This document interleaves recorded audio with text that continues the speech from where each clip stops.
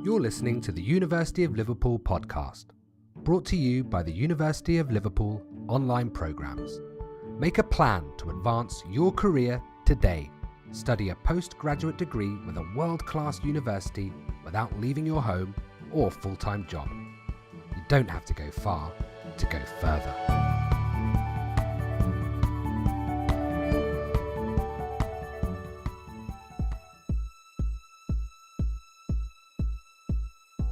Welcome to the University of Liverpool podcast. I'm Neil Morrison. On today's episode, we're going to be speaking with Suzi Gage. She is a lecturer and researcher in psychology at the University of Liverpool, and she is the host of the acclaimed podcast, Say Why to Drugs.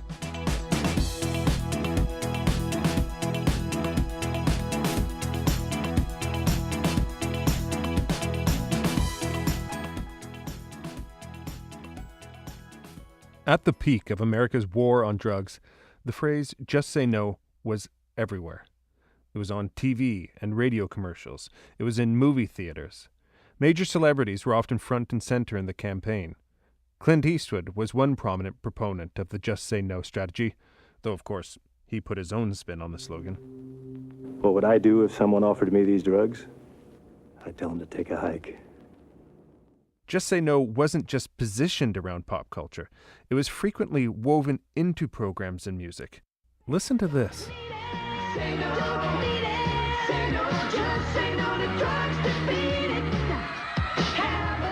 Yes, that is in fact Michael Jackson singing a version of Beat It with the lyrics Just Say No in the chorus. This song appeared on an episode of The Flintstones.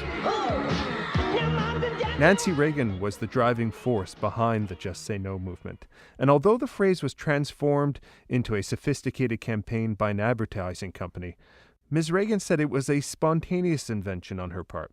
She was visiting a school in California when a schoolgirl asked the First Lady what she would say if she was offered drugs. Mrs. Reagan replied, "Well, you just say no." Well, now one researcher and lecturer in psychology at the University of Liverpool is taking the Just Say No motto and turning it on its head. Suzi Gage is the co-host of the podcast Say Why to Drugs. And where the phrase Just Say No is focused on behavior, Say Why to Drugs is focused on understanding and knowledge. The podcast is an intensive, deep dive into everything we know and still don't know about specific drugs. And every week, she and her co-host, the UK rapper Scroobius Pip, focus on a different drug. Okay, so let's talk about amphetamines, Yes. about PCP. about caffeine, heroin. So let's talk about e-cigarettes. Yes, because we've covered cigarettes, and that was a massive one. So. At the end of last year, the podcast won Skeptic Magazine's Occam Award for Best Podcast.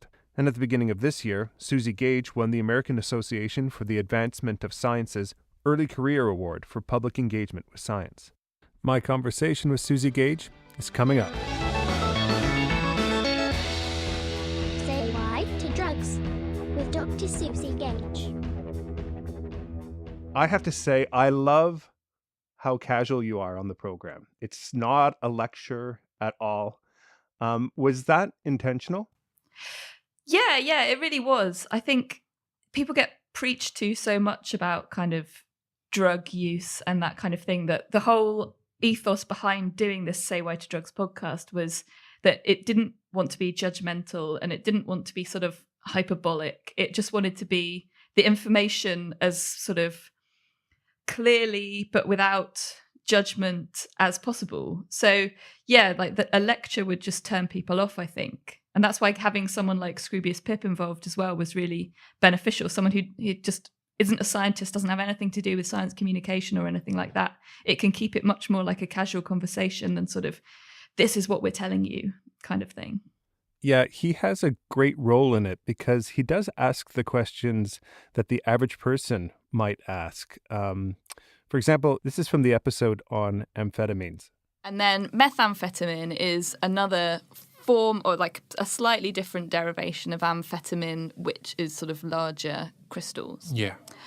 So what do you think? Is Sorry. that what they make in Breaking Bad? That is what they Yeah, make in excellent. Breaking Bad. Okay, just there you go. That's my point of reference on this one. Excellent. Yeah.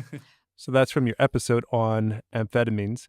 And it's perfect because that is what runs through my mind, and I'm sure it runs through many people's mind when anyone mentions methamphetamine these days. Yeah, absolutely. And I mean, that's really genuine. He's not sort of putting anything on. Those are the genuine questions that are going through his head, I think. Well, how did that partnership come about? It was just complete luck, really. So Pip has his own podcast called Distraction Pieces, which are similar kind of long form conversations with a guest every week.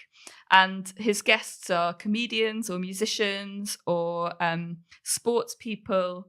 And what happened was, this was back when I was living in Bristol, and he tweeted to say that he was going to be in the West Country, and did anyone have any suggestions for people that he should get on the podcast?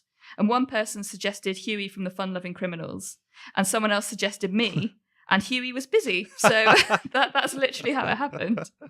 And so he came around to my house and we had a conversation about sort of drugs research in science, and about women in science, and about sort of what it's like to kind of do this research, what it's like to write a blog, all this kind of thing. And as part of the chat, I mentioned on his podcast that I had this idea, partly because I'd had this idea for so long now, I really needed to sort of put it out there so that I had to do it, so that I would actually make something happen. And then he was incredibly supportive. He came up with the name in about 5 minutes, when I've been trying to think of a name for about 4 years. But then he's a rapper, so I suppose he's quite good with words. But it perfectly sums up exactly what I was trying to do. And then he just said, oh, well, I've got a podcast network that I'm starting, and the way I think you should do it is you should have it you as a scientist chatting to an interested but non-expert friend. Oh, and I can be that friend if you want. So I mean, it really fell into my lap. I was so lucky in that respect. You said that part of the idea was that you wanted to create a program that was not judgmental, that was not hyperbolic. Why? Why was that important to you? Because there's so much misinformation about recreational drugs, I think. It's really hard for people who want to take these drugs and want to put themselves in the least harm as possible, or want to decide whether or not to take a substance, to actually find out sort of useful information. So the idea about sort of keeping it free of kind of judgment was really important, because I think the problem that can quite often happen with the just say no message is that it loses credibility when you have friends who've tried a drug, for example, or you've tried it and nothing that bad has happened. You start to think, well, maybe that's the case about crack cocaine, or maybe that's the case about heroin. And so you lose sort of faith in what you're being told. If you're just being told not to do something, you kind of question that more, I think, than if someone's trying to provide you the information for you to make up your own mind without sort of telling you what to do. Where does the misinformation come from? That's a good question. And I think it comes from a lot of places, really. The media is obviously not without blame. There have been some amazing headlines over the years that have had very little to do with the actual research. So there's a particularly famous one where it was just one cannabis joint will turn you into a schizophrenic, when actually the experiment was done on rats. They weren't actually given cannabis, they were given some synthetic cannabinoid, and there was no measure of schizophrenia or anything like that from the paper. So the headline, every single word in the headline pretty much was wrong. And that said, there's some really, really good science reporting of recreational drug research out there. But how on earth does the layperson kind of distinguish between what's sort of really clear reporting and what's huge sort of exaggerations? Yeah, and I think it's not just the media as in formal journalism or science reporting. It's popular culture as well. I mean, and you talk about the effect that popular culture has on, obviously, making any one drug acceptable or terrifying. Yeah, I think that's true. Sort of drug use is portrayed in the media in a variety of different ways that can all have really big consequences on how that drug is perceived, and sort of how how the people who use that drug are perceived as well, which is another kind of issue that I think is quite important. What do you mean by that?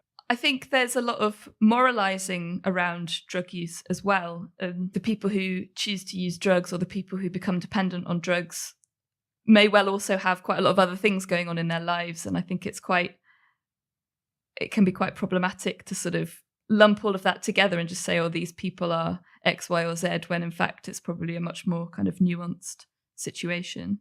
Yeah, I was wondering when I was listening to it whether your audience was strictly the person who is thinking about it, or possibly a parent whose children are maybe at the age where they may be experimenting with drugs, whether that's the audience, or whether you also have in mind the people who form drug policy. So if that would be a potential audience where that they also need to have access to these straightforward facts. Yeah, I mean, the original idea for making these podcasts came out of a competition that I was in the first year of my PhD, which is called I'm a Scientist, Get Me Out of Here. And this was various scientists talking to groups of school children who could ask the scientist any questions that they want about anything at all. And part of it was so that the children would sort of realize that actually scientists don't know everything about everything. So I'm a psychologist, I have no idea how much the moon weighs or something like that. So part of it was about that, and part of it was about kind of explaining your research and all the different kind of jobs that a scientist could do. And in the first week, you just answer the questions from the kids. And in the second week, they vote people off once a day until the winner gets some money to spend on a science communication project. The way I pitched because you have to explain to the kids what you're going to do if you win the money. And what I pitched was, well, I wanted to make a podcast aimed at teenagers about the sort of science behind recreational drugs. So that was my initial kind of idea for why to make these podcasts. But I suppose the point of them is that they're a tool that then can be used however someone else sees fit. So I've had teachers get in touch with me to say that they've been using them in the classroom. But yeah, the potential is for them to be useful for policymakers or for anyone really who wants this kind of information presented in as dispassionate a way as possible. Every drug has its own set of myths that come with it. But outside of the specific myths of any one drug, do you notice an overarching myth that is problematic? Yeah, I think a really big sort of pervasive myth that comes up for about most drugs is this idea that you just need to try a drug once and you can become addicted to it. And that can be sort of like the end of it. You're addicted now and there's nothing you can do about it. I think not only is that a huge sort of exaggeration, you might enjoy it and want to do it again. And that might be the start of your path towards dependence. But this idea that you could just become addicted after one use could potentially lead people into this kind of fatalism of, oh, well, I'm addicted now. There's nothing I can do. I'm not even going to try and moderate my use or anything like that. And I think that could potentially be really harmful. I guess it could, but it could also be a really strong barrier to trying it in the first place. Yeah. But if it's not true, then I think that's a sort of fundamental problem with pushing these kind of just say no message. It has to be credible. I think the idea of presenting credible information is extremely important. You know, another thing that I noticed in the podcast that I heard was you mentioned that you feel like you're repeating yourself when you say, oh, there's not really great research on this, or there's not really great evidence on that. Why is that? You would feel like it's a field that's been well covered and well researched. I think it's for a number of different reasons. I think firstly, the things that we're trying to find out are quite nuanced and complicated, and it's quite hard to do this research. You can't really do randomized controlled trials of cannabis use or even things like tobacco and alcohol use. So in an ideal world, you'd want to run an ideal experiment. Let me rephrase that. You'd want to take a group of individuals and randomly assign them to either use the substance or not, and then follow them up over time and see what happens. But obviously, you can't do that. It's impractical and unethical. So you're reliant on what people choose to do. And people who choose to use drugs, legal or illicit, are going to be different from people who choose not to in lots of ways other than their drug use. So you have to try and take all of that into account as well. And then when the drugs are illicit, people might be less keen to volunteer the information that they use them. So you might be dealing with people withholding information or lying. And also, if you do want to run kind of experimental studies where you look at intoxication effects, it might be much harder to get funding or ethical approval to use illicit substances like that. So there's all sorts of different potential barriers to doing this research. With that in mind, in general, what is the quality of the evidence that we're relying on when it comes to setting drug policy? This is getting a little bit out of my kind of area of expertise now in terms of drug policy. Isn't something that I have done any research in myself. But in terms of sort of the evidence in general about these different drugs, we're relying on sort of observational epidemiological studies for the most part. So that's this idea of watching what a group of people choose to do and then trying to account for the other differences between these individuals.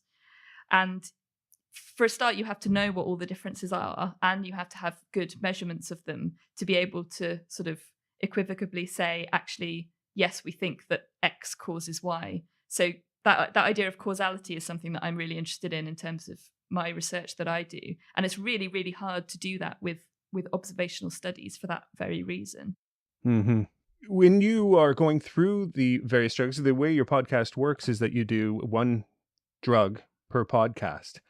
And I have to say, one of the revelations is this, maybe a comment on how boring my life is, but I had no idea that there were so many drugs. I mean, I think I would have stopped. I thought, well, that's an 8-part series, maybe. But you're well. Yeah, episode 20 next week. Look at that. See? Is there a natural sorting that's happening in your mind between drugs that are unsafe and drugs that are less dangerous? So, for example, you have tobacco there, you have alcohol, you have, as I've said, you've had PCP, you have cannabis. So is there a natural sorting that's happening in your own mind around safety? I suppose it depends what you mean by safety, really. Some drugs are more dangerous than others because of the legality of them. So things like tobacco and alcohol, they're pretty harmful drugs, but at least you know what you're taking because there's this regulation around them. Whereas a white powder, like it could be ketamine, it could be MDMA, it could be talcum powder. You've bought it off a criminal. So, I mean, you're not really putting much kind of faith necessarily in knowing what it is. So I think it depends what you mean by sort of safety and harms in terms of harms from the substance, if it's what you think it is, or harms from putting yourself at the mercy of criminals and sort of taking that extra risk of not necessarily knowing exactly what it is that you're taking. Mm-hmm. No, it's a really good point. It's actually something I talk to my kids about a lot, which is that the real problem is that whatever you're ingesting is being given to you by definition by a criminal. So it's really not that in itself, outside of anything to do with the drug, that in itself is probably the biggest problem. But how about if you look at the studies on the drugs, on the particular drugs themselves? And I think that's quite important. So there have been some papers that have tried to sort of categorize harm and rank drugs in terms of their harm. And in particular, there's one in the Lancet by David Nutt a few years ago now, I think. And that it looked at harm to the self and harm to society. And sort of when you combine those two together, the most harmful drug came out as alcohol, more harmful than heroin even. I mean, heroin's more harmful to the individual according to this scale, but alcohol, if you add up the harm to the self and the harm to society, came out as the most harmful. But I don't think at the moment it makes sense to separate out the sort of harms from using an illegal substance, because that's the situation that we're operating in. So, and another thing that I think is also really important about harms is that there's so many sort of individual differences here. Like, it's something that comes up in the podcast quite a lot, is this idea of set and setting. So where you are when you're using a drug and the state of mind or the sort of physical state or the state that you are in as an individual when you're using the drug have a huge impact on how you're going to react to it. What's an example of that? So there's an interesting example with alcohol in that you can drink more when you're at home than when you're out because you're more used to drinking in that environment. Your body somehow sort of changes how it responds to the alcohol depending on the environment that you're in. And you also see this with heroin users as well. If an individual uses heroin in a new location, they're more likely to have an overdose because somehow in their usual situation of where they use, their body prepares itself. It sort of gets all the cues to say, oh, you're about to receive heroin. And it somehow is able to sort of deal with more heroin than if it's in a novel situation. And like the mechanisms of how that works aren't really understood, but it's a really sort of fascinating documented phenomenon, I suppose. Yeah, and you also speak about it depends on what is the person using it for. Let's say cannabis. If you have MS, there appears to be good research that it's helpful for you. Or your genetics come into play. Yeah, and all of this is kind of emerging research at the moment, so it's quite hard to kind of factor in, particularly when you're getting evidence from these big sort of population level cohort studies to then try and bring it back to the actual individual differences is really hard. But in terms of smoking, and alcohol, actually, there's really strong evidence that genetic factors play a really important part, probably because they might code for the proteins that metabolize the drug. So if you've got more protein that's metabolizing nicotine, you're going to go into withdrawal more quickly and you're going to want another cigarette more quickly. Or if you've got a protein that breaks down alcohol into something toxic like acetate, but you don't have the protein in the next step of metabolism to break that down into something that you can then get rid of, then you might have really, really unpleasant responses from drinking alcohol. You might have flushes, you might feel nauseous. So those kind of things are well documented, but I think we're just scratching the surface in terms of sort of the interplay between genetics and behavior in terms of drug use. I think there's a lot more still to be sort of investigated about that. What has been the response to the podcast? For the most part, it's been completely overwhelming, if I'm honest. Yeah. I really didn't think it would sort of get the response that it did. So the episodes are getting downloads, sort of each episode's getting downloaded thousands of times, which is really amazing. I've had a lot of discussion with people who listen on Twitter and on Facebook, and people have been emailing me with comments like suggestions for drugs that we could cover, all this kind of thing, asking for more information. So that's been really, really amazing. Has it influenced the way your other roles, whether as a lecturer or as a researcher? Has there been some cross-pollination? Oh, for sure, yeah. I'm currently writing a grant application based on a chat that Pip and I had in one of the podcast episodes where he sort of countered something I said, and I went to correct him and then thought, hang on a minute, actually, you might be onto something there. And so I went back to the literature and had a look, and it's an idea I probably would never have come up with by myself, but I find that happens quite a lot as well. Like when I go and give public lectures, quite often the questions that I get from the audience will spark ideas in my head that I probably wouldn't have had otherwise, because people who are looking at the question from a different perspective to me, I find that incredibly, incredibly valuable to get that input. So I really think it's a kind of two-way thing. It's like I get so much out of this kind of engagement work that I do in terms of sort of like ideas around the work that I do.